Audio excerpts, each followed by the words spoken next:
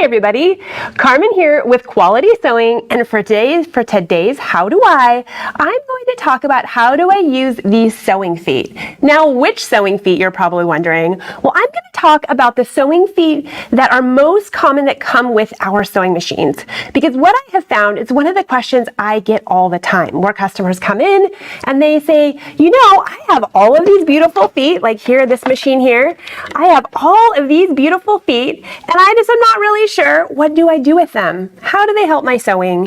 And so I thought I would take some time today and talk about how you use these common feet, because they really are awesome, and it's great that so many of the machines now come with a lot of the feet you might need to be successful with all of the different types of projects you might have.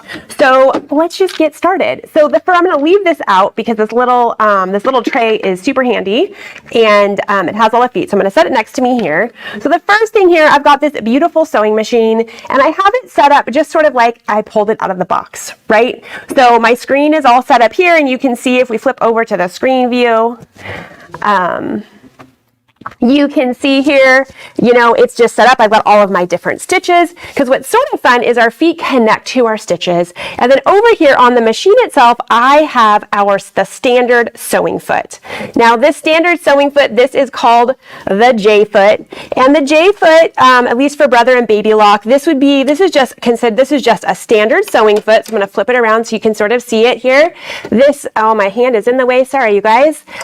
This is hard when feet are so little. This guy is, there we go, that's the angle we want. It is designed for a zigzag, which is awesome. That's the reason why it has a wider opening down here, as opposed to some that have just a spot for a single stitch, like if you're piecing with it. It has a nice clear toe, so that way you can see. This is just a great foot, right? All the brother and baby lock feet just snap on, which is super handy. And if I wanted to just do some regular sewing, if I'm going to be doing a straight stitch or a zigzag or any of those things, super easy, great foot, right? This is like the basic one, and probably all of you are like, well, Carmen, I know how to use that basic J foot or my standard foot that came with my machine. What about all of these other feet?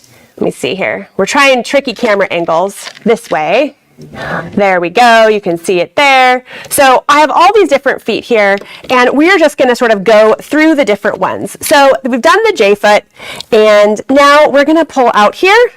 We are going to pull out, there's actually 2 J feet on this machine. Most machines only come with 1 standard foot. We've got 2 here. This is what happens sometimes. But the next foot we're going to pull out here is an overcast foot. So I think I'll show it here again so you can see it, and I always want to turn it the wrong way. So this guy right here, what does the button on the J foot do? That's a great question. Help me show the J foot again. The button here is helpful sometimes when you are going over thick material on the side there. So that's what she's asking about, is this little button right there. Okay, so now here, let's go to the G. There we go, we can see it. So this is an overcast foot. Now, an overcast foot is really helpful if you are sewing on knits and you want to use your overcast stitch in your machine to make it look like a serger stitch. Now, an actual serger cuts off your seam allowance and finishes your edge, but a standard sewing machine, generally if it has some sort of stretch stitches, you can use this overcast foot to help you. So we're going to snap this guy on. And then we're going to grab a little bit of this stretchy, fun material that I have. And we're going to line it up here. And so let's see if you can sort of see there. We have it lined up. This little foot has a little flange here that I'm lining up, and it has a little bar right next to the needle. And then I'm going to go over to my stitches here, and I'm going to pick one of these overcast stitches. Now, what's really lovely about a lot of the brother and baby lock machines is they tell me, like that straight stitch, it told me to use my J foot. And then here, it actually shows me what some of these are stretchy stitches. So they're saying, hey, this stretchy stitch might be helpful. You could do overcast with that one. You could do overcast. So there's a couple of different stitches you could do. You could do this one here. There's lots of different stitches that you can do overcast with. And then when you start it here, if you keep the fabric sort of lined up, I'm going to speed her up so we can move forward. There's a little metal bar on this foot that's lining up right on the edge of my fabric. And so as it's lined up on the edge of the fabric here, it's actually wrapping that thread over the edge and over the edge. So it's actually really finishing that edge. Let's see here. We're getting closer to where I have enough that I can show you. I think that's probably pretty good. Let's use my thread cutters and cut that thread. Love how this machine raises my presser foot, but you can see here, if I put it down there, get my hands out of the way, you can see, hopefully you can sort of see, but it has actually wrapped the thread up and over this edge. So it's actually overcasting that stitch. And what's so great is how this foot, because it has this metal bar, right? Because it has the little metal bar right there, it overcasts it. Hopefully you can see it in that hole there, that little metal bar. Oh yeah, grab something. My team is so smart. They're like, Carmen, grab something to point with instead of your big old finger. So right here is a little bar, and that little bar is what it is actually overcasting over. So really handy. And if you have a different brand machine that is not a Brother or Baby Lock, they're going to have the same types of feet. Generally, all feet come with a standard sewing foot. Generally, I mean, all machines. And they come with an overcasting foot, and pretty much all of the feet I'm going to be talking about. Brother and Baby Lock they have letters on them. Other machines have numbers, but almost every manufacturer has a way that they organize their feet, so that way you can easily understand which foot. And a lot of machines do what this machine does here, which tells us what foot is best for each stitch, which is sort of awesome because it takes out a lot of the guesswork. And the other thing that the machine is doing for me, which is awesome, is it's pre-setting my stitch width and length. Now, I can adjust it on a lot of the stitches, but it's pre-setting it based on what it thinks is going to work best, which is a great starting point. I think with all feet, particularly if you've never used them before, or maybe you've used them on one machine but on not another, get some test fabric and play with your feet and test each of them and see how they work before you actually go straight to your project, because every foot works a little bit different, and then you can sort of decide if you like the preset stitch length or the preset stitch width, and make sure it's set up how you like it. Okay, next let's go to our zipper foot.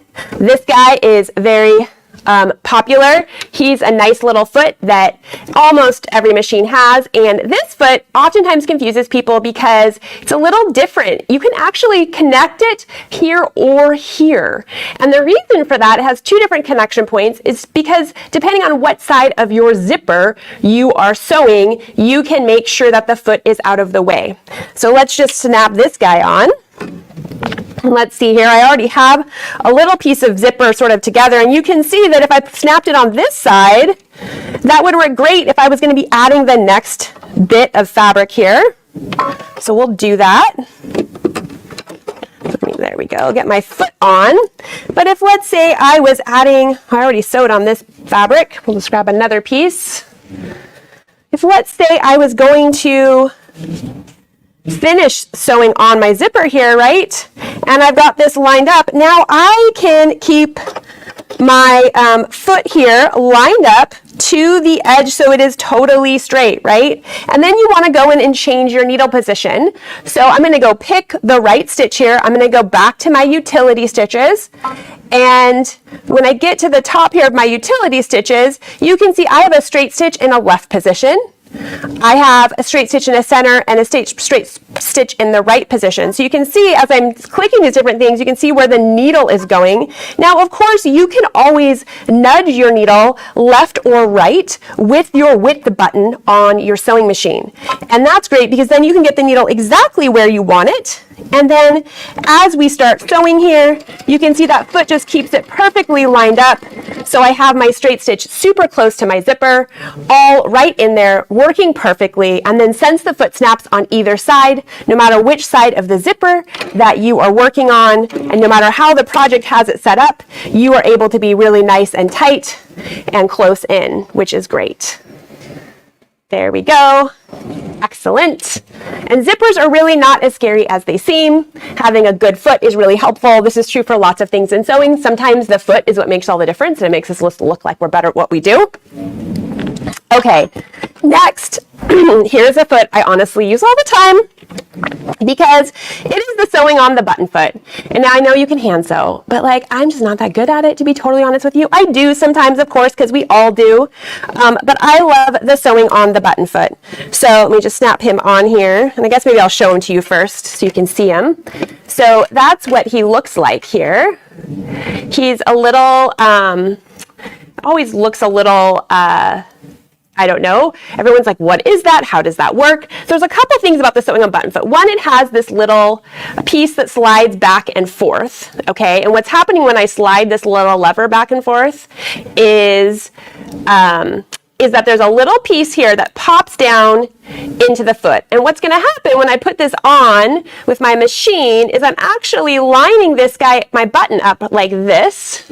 If you can see it there. You line the button up like that, and then the machine, you go to the sewing on the button stitch, and it just goes back and forth, and locks that stitch for you. So it's perfect. But the reason why there's this little lever here is sometimes, let's say you have a jacket or something, and you need that, you don't want that button to be too tight on the garment. Does that make sense? And so you want there to be a little bit of movement, and that's the reason why you have that little flange that pops out, because then when it creates that stitch that goes over, there's plenty of room so the button can move a little bit, be totally secure but move, versus there's other times where you want the button to be really tight against the fabric, so then you could pull this back and it will create a tighter stitch flat against the button, if that makes sense. So the reason why I say I use this foot all the time is because I have kids, and you know, oftentimes people pull their buttons off, right? And so this is just super easy. It makes it very easy to sew your button on. So we're going to get this all sort of set up here. So you want to get the foot lined up with the button in the center here and sort of nestled back there. I'm going to lower my presser foot so you can see I have it sort of snug there. The other thing we're going to do is we're going to go find this button stitch. Now, every machine has it in a different spot. On the Brother Baby Locks, it's often here with your buttonhole feet, which sort of makes sense. With other machines, it's other places. But as you scroll here through here, you can see right there, that is what it looks like. And it's showing me, yes, you want to use your M foot. Okay, once again, super handy, tells me what to do there.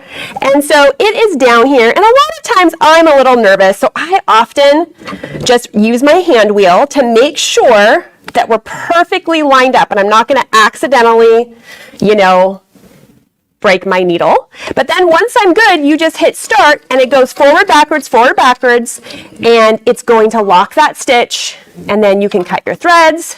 And when you pull it off here, you can see that this button is just nicely got a little thread there.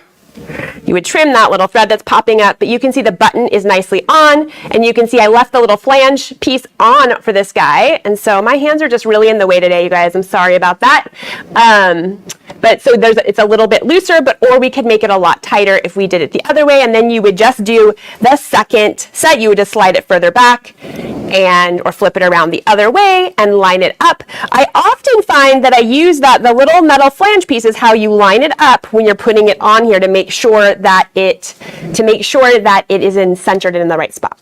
Okay, great tool because then you don't have to hand sew it, and I find that it is just stronger. The tie-offs that the machines does honestly are better than the tie-offs I do by hand, and I find it really fast because once you use it a few times, you're like, wow, why am I hand sewing buttons on when this is super duper fast? Particularly if you're lucky and your sewing machine is out all the time, and all you have to do is like run into your sewing room and just like sew on that button fast. It makes some of that mending that we all have to do a little bit easier, which is great. Okay, yes, question. What is a 1/4 inch? Well, that is a great question, Toby. So a 1/4 inch is a measurement, of course, and oftentimes when we talk about 1/4 inch, I happen to have a 1/4 inch sewing foot here, so we're going to talk about it. This is a foot that doesn't come with every machine, but it is a foot that comes with a lot of machines. So a 1/4 inch A 1/4 inch foot is perfect for quilting, or anytime you want to have a 1/4 inch seam. And that is the most common seam request in quilting patterns. For garment construction, we usually want a little bit larger seam allowance, but for quilting, we want a very scant seam allowance because we really want, with all of those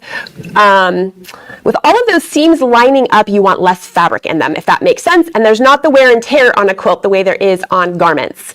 So this is a 1/4 inch quilting foot. So we're going to put it on here, and let me show you how this guy works. I use this one all the time because quilting is one of the types of sewing I really like to do. And we'll grab 2 pieces of fabric here. And so the way this guy works, and I love the ones that have a flange, because what happens is, so this foot has only a spot for a straight stitch. So you could only do a straight stitch with this, which is really important, right? Because what happens if you do a zigzag on a straight stitch? Machine foot, right? What's going to happen? It's going to break. Your needle's going to break. It's going to make bad noises, and it will startle you. So just make sure that, like right now, we're on a whole different stitch. So, right, we're going to go here. We're going to go to our straight stitch. And this is one where we want our straight stitch in that middle needle position. And so I've selected that there, which is really handy. Almost all straight stitches are going to, if you only have one on your machine, it's going to start in the middle position. But if you have multiples, then you just want to make sure you select the one that starts in the middle position. And then you're going to use this little flange here and line it up to the edge of your fabric. And what's great about this is it is doing all of the work for me. So when I stop here and cut my threads, I now have a perfect scant 1/4 inch. And that's because this cool foot with that flange right here, right? I have used this foot, if I flip it this way so you can sort of see it, I've used this foot just like this. So that way, as I'm going, I can just line my fabric up against this flange, and it is so much easier to sew straight. And of course, when you're piecing, sewing straight is a really important thing.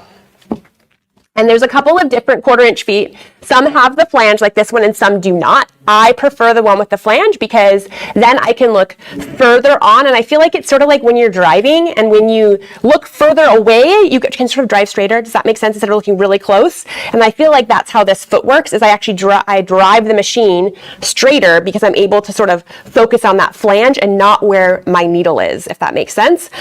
So really great foot. And this machine, the course here actually comes with a 1/4 inch foot. It comes with a whole bunch of quilting feet, and some machines come with these standard feet I'm going to show you, and then some also come standard with a whole bunch of quilting feet, which is super awesome. Okay, so the next foot I want to show you here is the R foot, this guy right here. Show him there. He also has a little flange down the center, so you can do a couple of different things with him here. There's lots of different things you can do with it. You can, if you have 2 pieces of fabric that are together, sort of like how we've already sewn this guy together here, and you want to keep something lined up sort of to the center, you can use the flange to line up right there. That would be one way. You can also use it if you want to keep something lined up to an edge. If you want to keep, like if you have a line drawn here and you want to keep it lined up, you can use this flange for lots of different types of things. Okay, I'm going to pop this guy off, and then let's talk about the end foot. So this guy is a decorative stitch foot. So he's really wide. He has a very nice open toe so you can see what the decorative stitch is looking like. And then the important thing that people often don't realize to look at their feet is the bottom of the foot. So on the bottom side, this guy actually has a ridge. So if I pull out the J foot again, so you can sort of see the difference here. Do you see how the J foot, I'm hoping you can see that. Do you see how it's totally flat? So why do you think that might be? Well, the reason is that when you're doing a dense decorative stitch, if it has a lot of stitches and you are using this flat foot, it might get stuck underneath your foot. So if you've ever had that experience where like you're doing a decorative stitch, but it seems like it's just getting jammed under your foot, it's actually because there's too much like thread going underneath there. And that's why most machines are going to have a decorative stitch foot that have this little groove on the bottom that's going to make it a lot smoother as you're putting down all of that beautiful decorative stitching. So we're going to slide this guy on. And often decorative stitch feet are like this one, where they even have a wider opening. So let's see, this guy really wider. Oh, it's actually the same, it just looks wider. Some decorative stitch feet also are a little wider. Every machine has a different stitch width that can be its max.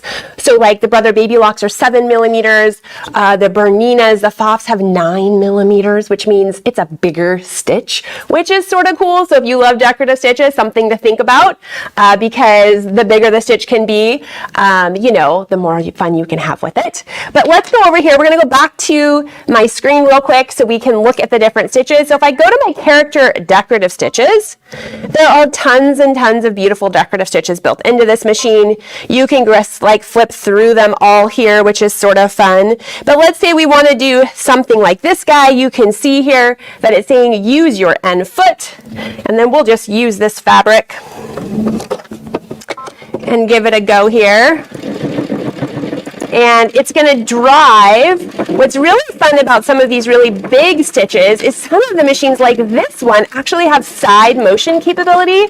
So even though it only has 7 millimeters of space, the stitch will look bigger because of the way that it's going side to side and moving, which is really fun. The key with this, of course, though, when you're doing a decorative stitch is for you to let the machine do the driving, right? You want to like guide the fabric mostly straight, but if you try to push and pull it too much, then your decorative stitch will get a little bit wonky.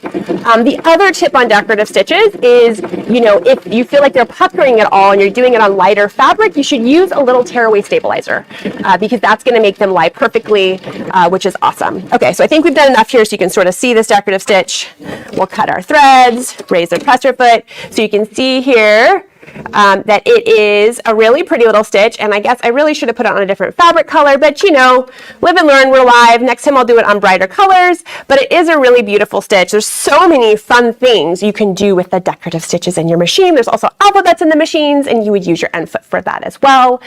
So lots of fun uses of those different feet. And then let's see here, finally, the last foot that I have that's a pretty standard foot that comes with all different machines is the buttonhole foot. This guy, of course, is pretty awesome. He's a really large buttonhole foot. We're going to actually cut this little button that I had over here off because we're going to use it again, but for a different purpose. So what is cool about this foot is that you actually put the button that you are going to make the buttonhole for. I'm going to put this down on the table again. You actually put this button right there in the foot, and this is how it's going to measure the size of your buttonhole. So now, of course, if you didn't have the button, or you could always just measure it and then open this to that same amount, but I do love that you can just put your button right there. Okay, so then we're going to go back over here. We're going to go back to our utility stitch. We're going to say okay, and we're going to go to our buttonholes there. Now this machine has tons and tons of different styles of buttonholes built in. These are all one-step buttonholes, so it makes it very easy. There's the standard square, there's keyhole, there's stretch stitch ones for working on knits, all sorts of different things. So maybe I want to do this keyhole buttonhole right there, and it tells me once again, use that A foot. And so I'm going to snap this foot on here. And then on this guy, we also need to pull down my little A1. It says A1 on the front of this foot. I know you can't see it, but you've got to pull this down because this, without this being down, I don't know if we flip back to the front of my machine, can you see the stop go button? Let's see, we flip there. Oh, not quite. Well, I'm going to just move it. I'm just going to move the machine for you so you can see it. There we go. Okay. So when I have that little bar up there, it gives me the, hey, you can't sew this buttonhole, but as soon as I pull it down, look how my button turns green. And I show this because our machines are super smart, and a lot of times they help us make sure everything is set up perfectly. Okay, so I'm going to turn this back here, and we're going to do a buttonhole now. Okay, so we have it all set up. It is ready to go, and we're just going to put this on a couple layers of fabric here, and I've moved the machine. They're going to move that camera. We're just getting crazy here.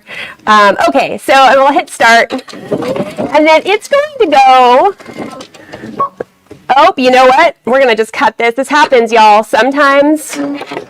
This is a key. Whenever your machine does something wrong, what's most important is to stop immediately. The sooner you stop, the easier it is to fix. So what happened is I was sitting here chitter-chattering. I actually got this little guy, since I wasn't looking at what I did, I put it in front of the foot, right? In front of this foot. Do you see how the little lever is here? Instead of behind the lever. Because the foot needs to be able to move like this, and I had blocked it. So what we're going to do is we're going to just go back and tell it to start at the beginning of that buttonhole, and here we'll use a new piece of fabric. I now have the phalange in the little lever in the right spot, so this is going to work much better. And now I'm going to hit start, and then it's going to go all the way back. It goes forwards and backwards, and it does a perfect one side, and then it's going to do it exactly the same way on the other side. So the buttonhole is perfectly symmetrical, which is great because you don't want a buttonhole that looks one sort of heavier on one side than the other. And then it just goes forward, backwards, locks that stitch, and I'm going to tell it to cut my threads. And then I just raise this little lever, and then look at that. We have this beautiful, perfect buttonhole, just like that, easy peasy, and super fun. So those are the standard feet that mostly come with machines. Like I said, some of them are also going to come with some quilting feet. If you get a machine that is designed for quilting, like this Baby Lock Chorus actually also comes with like 5 different quilting feet. But for today's How Do I, what I wanted to focus on was the machines that come, not the machines, the feet that come with most machines. So I hope this was helpful to you. We always want to know about things you would like to see on this feature. You know, every week at 10 a.m. we go live and we do a How Do I series, and Riva or Andrea or myself talk about something. So if there's something you want to see, please comment on our YouTube, or if you have any questions about this segment, comment there as well, and we will answer them as quick as we can. Thanks so much, and look forward to seeing you next time.